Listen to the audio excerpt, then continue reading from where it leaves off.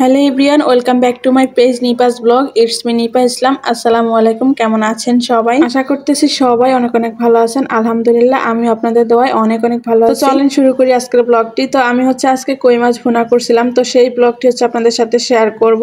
শর্টকাটে কিভাবে আমি কই মাছ ভুনাটা করে নিছি সেটা আজকে আপনাদেরকে দেখাবো। আমি কই মাছগুলোকে ভালো করে পরিষ্কার করে ধুয়ে নিছি। এখন একটু লবণ আর হলুদ মাখিয়ে নিছি। দেন এখন তেলটা গরম হওয়া মাত্রই তেলের ভিতরে মাছগুলোকে দিয়ে দিলাম।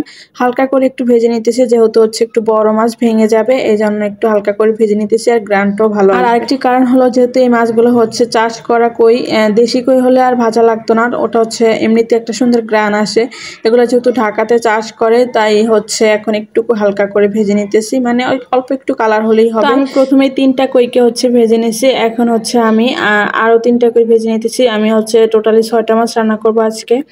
তো এখন তেলটা অনেকটাই গরম হয়ে গিয়েছে, এই জন্য চুলার জালটা একটু অফ করে দিলাম। দিয়ে এখন মাছগুলোকে দিয়ে দিছি। এগুলো হতে আর বেশিক্ষণ সময় লাগবে না। এর ভিতরে আমি রান্নার জন্য সব রকমের মশলাগুলোকে বেটে রেডি করে নিয়েছি। আজকে ঘুম থেকে একটু লেট করে উঠা হয়েছে, এই জন্য রান্নাটাকে তাড়াহুড়ো করে বসিয়ে দিলাম। এর মাঝে আপনাদের ভাইও আমাকে অনেকটা হেল্প করছে। আমি মশলাটাকে তেলে ভেজে একটু পানি দিয়ে দিচ্ছি। আর এখন হলুদ মরিচ লবণ সবকিছু একসাথে দিয়ে দিলাম। আর মশলাটাকে একটু কিছুক্ষণ কষিয়ে নিতেছি।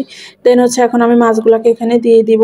তো মাছগুলোকে দেওয়ার পর আর বেশিক্ষণ নাড়বো না, কারণ মাছগুলো ভেঙে যাবে। একটু হালকা করে মশলাগুলো গায়ে লাগিয়ে দেন এখানে পানি দিয়ে দিব। আসলে আপনাদের ভাইয়ের যেদিন ছুটি থাকে, ওদিন একটু ঘুম থেকে লেট করে উঠা হয়, এই জন্য তাড়াহুড়ো করে রান্নাটা আমার করা লাগে। তখন আমি এখানে অল্প পরিমাণে কিছুটা পানি দিয়ে দিলাম। তো এই পানিটা দিয়ে মাছটাকে একটু হালকা করে কষিয়ে নিব। এর ভিতরে আপনাদের ভাইয়া বলতেছে যে কাঁঠালের বিচি খাবে সে।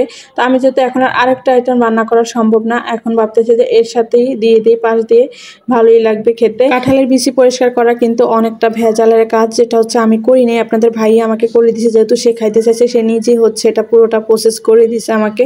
এই যে উপরে বাকুলগুলো উঠাইতে অনেকটা টাইম লাগছে। ও আমি রান্নাটা করছে আস্তে আস্তে করে, ও পাশেগুলো উঠিয়ে দিছে, তাড়াহুড়ো করে উঠিয়ে দিছে। এই মাছগুলো ভাজার আগে আমি কয়টা কাঁঠালের বিচিকে একটু হালকা করে টেলে নিছি, কারণ আপনাদের ভাইয়া একটু ভর্তাটা বেশি পছন্দ করে।